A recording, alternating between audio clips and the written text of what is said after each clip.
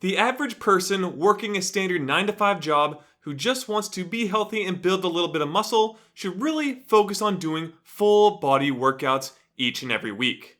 Now, there are other popular workout splits such as upper-lower or push-pull legs, also known as PPL, which can get results. But for, again, the average person who wants to save time, work out not every day a week, but just a few times per week, and still see good results for overall health, really, full body is the way to go, and I'm going to talk about why. The big reason full body is the best option for this type of person is because if you miss a workout, it doesn't throw off the scheduling for the rest of the week, and you still get to hit the entire body, even if there's just one workout done for that entire week. Consistency is one of the big issues when it comes to working out, and of course, missing muscle groups, especially those leg days, become very apparent as many people, again, this is the average lifter, just don't like to do them. What's the one you get most sore on? It's almost always that leg day if you separate it out. So for people who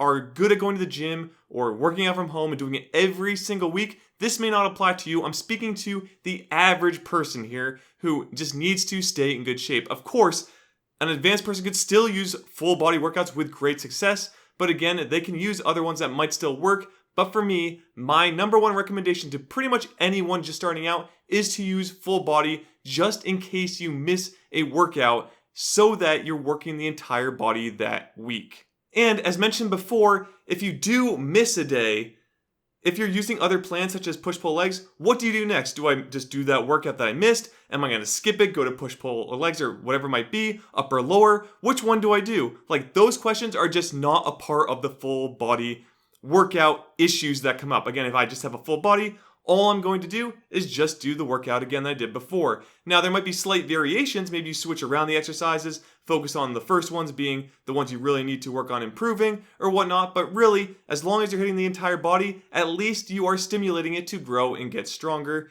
And it allows you to have that consistency even when missing a workout. So again, this is my big reason why I promote full body over other options, even if the other options can get you results. But again, I'm speaking to the average person that hasn't had the consistency yet or doesn't always meet their obligation for their workout each and every week. So stick to the full body will get you the overall body worked and still generate some results as long as you are training hard and trying to use progressive overload to your advantage. So with all that, there are some movement patterns I recommend everyone hit in those full body workouts, and they are as follows. First off, you should have some type of squatting movement or knee extension based movement to hit the quads. Next, you should have a hip extension based movement in order to better target the posterior leg muscles such as the glutes. Next, we'll have a horizontal push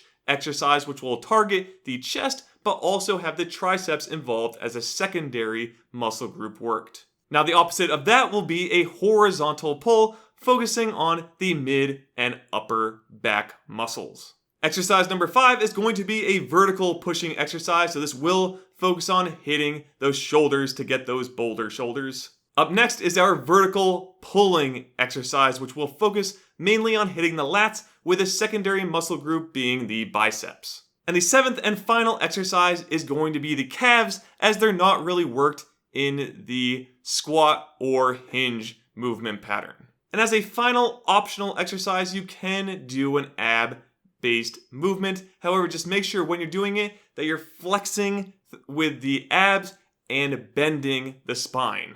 So this will work the entire body very well. You can also throw in things like bicep and triceps in there, but this will be a good overall full body workout. If you want to see one I have put together, feel free to jump over to Gamerbody.com or also click the video on screen to get an example of what you could do from home.